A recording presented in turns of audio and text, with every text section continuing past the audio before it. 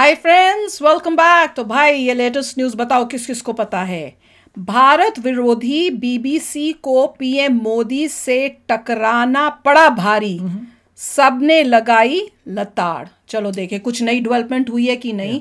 हमने जो लेटेस्ट सुना था वो तो ये था कि डॉक्यूमेंट्री को इंडिया में बैन कर दिया गया है, वो कहीं भी आपको अब देखने को नहीं मिलेगी और बहुत अच्छी बात है, हमें देखनी भी नहीं है।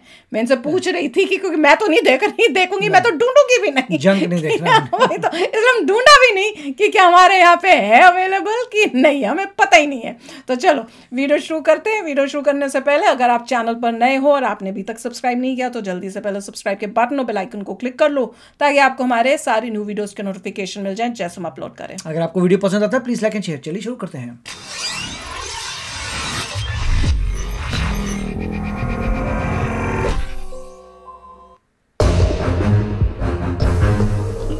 आई होप कुछ और स्ट्रॉन्ग किया हो, कुछ एक्शन, तब मजा आएगा। मैं तो वेट कर रही हूँ तब से। बैन तो करना बनता ही था पर और भी कुछ होना चाहिए। बीबीसी की विवादित documentary India the Modi question series को लेकर विवाद बढ़ता जा रहा है। भारत के खिलाफ एजेंडा चलाने वाले बीबीसी ने अब देश के प्रधानमंत्री के खिलाफ दुष्प्रचार करने की ठानी तो उसे बखूबी जवाब भी मिलने लगा। पूर्व न्यायाधीशों, नौकरशाहों और सशस्त्र बलों के दिग्गजों सहित 300 से ज्यादा प्रतिष्ठित भारतीयों ने भारत और उसके नेता के प्रति अविश्वसनीय पूर्वाग्रह दिखाने के लिए बीबीसी की आलोचना करते हुए एक बयान जारी कर उस पर हस्ताक्षर भी किए हैं।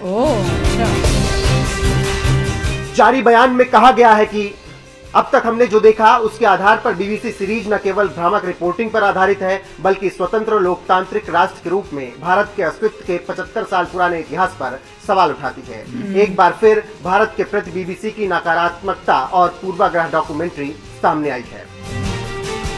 वहीं बीबीसी की डॉक्यूमेंट्री आने के बाद पूर्व रॉ चीफ संजीव त्रिपाठी ने भी पीएम मोदी को लेकर बड़ा बयान दिया है और बीबीसी को जमकर लताड़ लगाते हुए कहा है। बीबीसी की डॉक्यूमेंट्री पूर्वाग्रह और गलत जानकारी से भरी है। पीएम मोदी ने हर भारतीय नागरिक के साथ सक्रिय रूप से बातचीत की है। बीबीसी भारतीय हिंदुओं और मुसलमानों के बीच जिस तथाकथित तनाव की बात करता है वो गलत है। जिस गुजरात और गोधरा की बात बीबीसी करता है उस पर सुप्रीम कोर्ट ने फैसला सुनाते हुए पीएम मोदी को क्लीन चिट दी है।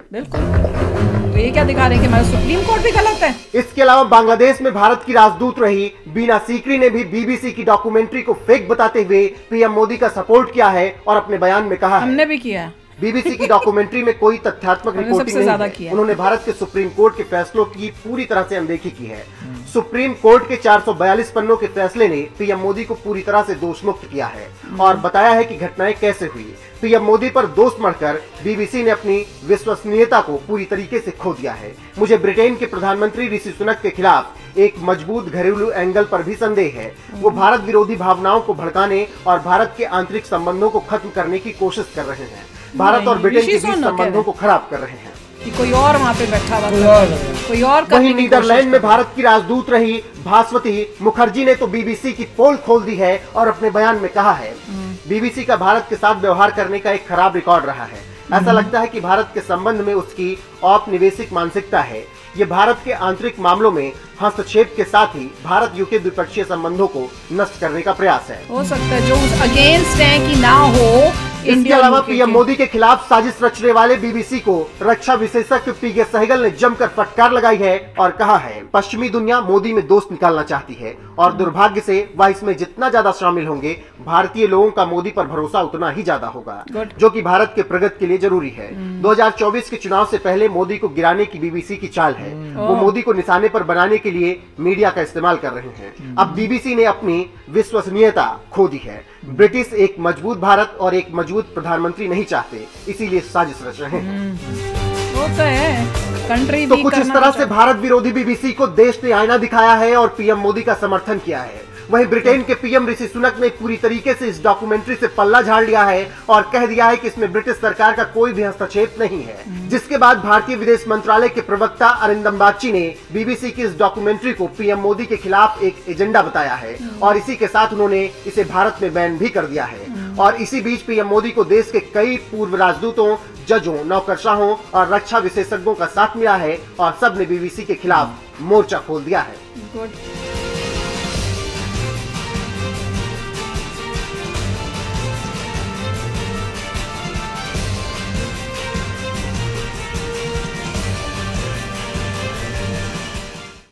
तो फ्रेंड्स, देख के अच्छा लग रहा है कि जो रिनाउंड इम्पोर्टेंट पोजीशंस में रहे हैं यहाँ हैं, उन्होंने बिल्कुल खुल के आके अगेंस्ट बीबीसी के बोला है। बहुत इम्पॉर्टेंट है। हम लोगों ने तो फर्स्ट में ही बोलना शुरू कर दिया था, तो ये और ज़ोर से आवाज़ें आनी चाहिए और लोगों को जुड़ना चाहिए और स्ट्रॉन्गर एक्शन होने चाहिए। अभी तक एक्शन जो है वो स्ट्रॉन्ग नहीं हुए, और एक स्ट्रॉन्ग मैसेज यूके भी जाना चाहिए कि तुमको वहाँ से एक्शन लेना पड़ेगा। उनके ऊपर ये प्रेशर बनाना चाहिए कि तुम वहाँ बैठ के जो है बीबीसी पे या जिसने ये डॉक्यूमेंट्री खास बनाई है उसके ऊपर को एक्शन लो, और फिर हमें बताओ कि क्या एक्शन लिया है। और वो अगर एक्शन हमें लगे कि वो उतना स्ट्रांग नहीं है तो फिर से बोलो कि नहीं, ये नहीं, तुम्हें और तगड़ा एक्शन लेना पड़ेगा।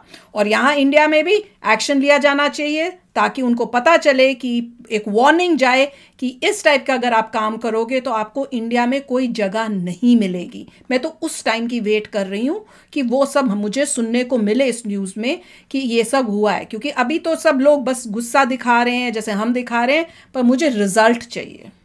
देखिए, अगर मोदी जी की पॉपुलैरिटी स्ट्रांग है, जो सबको पता है, 90% लोगों ने अज्यूम करिए कि वोट दिया था मोदी जी को, तो 90% जो लोग हैं ये बीबीसी नहीं देखेंगे। अब अगर 90% ऑफ द लोग जब बीबीसी नहीं देखेंगे तो बीबीसी का पैसा जनरेट नहीं होगा, उनका पैसा जनरेट नहीं होगा तो वो सरवाइव नहीं कर पाएंगे।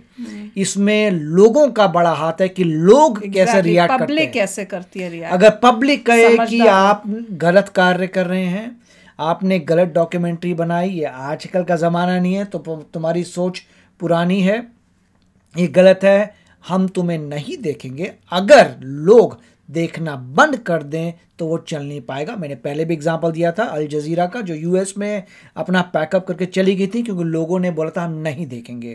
तो सिमिलर है, लोगों की बात है इसमें। गवर्नमेंट कुछ नहीं बोल रही है आपको, लोगों की मर्जी है, जो मर्जी करे भेजना चाहिए, और उससे जो है पता चलेगा कि पावर क्या है लोगों की। और अगर आप हमारी कंट्री में डेमोक्रेटिकली इलेक्टेड लीडर के बारे में ऐसा करेंगे जो गलत है, सभी जो लोगों ने कहा है कि फैक्ट्स पूरे गलत हैं, तो कोई सुनेगा नहीं। आपकी डॉक्यूमेंट्री बैन कर रहे हैं, मगर इसमें क्या गारंटी है कि आप दोबारा नहीं लेके आ सकते? इसमें गारंटी कि आप जो भी रिपोर्टिंग कर रहे हैं उसमें बायस है कि नहीं है? तो लोग अब ये क्वेश्चन करेंगे कि कितना बायस है बीबीसी में, और उसकी वजह से मेरे ख्याल से काफी सारे लोग होंगे जो देखना बंद कर देंगे। होना तो यही चाहिए, देखते हैं क्या होता है। बट तो यही चाहिए। अगर ये न्यूज़ वाकई ही पूरी इंडिया में जा रही है तो कोई भी बंदा बोलेगा कि देखो मेरे को जो है ऐसे आउटलेट्स में नहीं देखना जो फॉल्स इन्फॉर्मेशन दे रहे हैं, और जो मेरे देश के खिलाफ, मेरे देश के अंदर ही तुम मुझे सुना रहे हो मेरे देश के खिलाफ। नहीं, अब उन्होंने ये बहुत इररिस्पॉन्सिबल ये काम किया, क्योंकि अगर आप इस टाइप से दिखाओगे कि भाई दंगे में किसी का प्राइम मिनिस्टर का हाथ है या कुछ, तो आप वहां पे कंट्री के अंदर रॉयट्स करवा सकते हो, कंट्री को अनस्टेबल करने की बात होगी। मतलब जो ये जिस तरह की बातें करें, बहुत सीरियस बातें हैं ये, तो वो सीरियसनेस शायद लोग भूल रहे हैं। वो सीरियस, वो तो एक क्राइम टाइप हो गया कि आपने इररिस्पॉन्सिबल रिपोर्टिंग करके एक कंट्री के अंदर जो है इस टाइप की तबाही मचाने की कोशिश की। और कोई बड़ी बात नहीं कि ये एजेंडा भी हो सकता था, हु नोस क्या था। राइट, नहीं देखिए, मोदी जी बहुत ही डिटरमिन्ड है, वो ध्यान से भी ऑब्जर्व करेंगे कि बीबीसी को कौन फंड करता है इंडिया में और कैसे उनके ऑपरेशन चलते हैं, उसके हिसाब से देखा जाएगा। बिल्कुल। तो चलो आप भी शेयर करना अपने थॉट्स। चलते मिलेंगे नेक्स्ट वीडियो में बहुत ही जल्द। Till then take care and bye bye.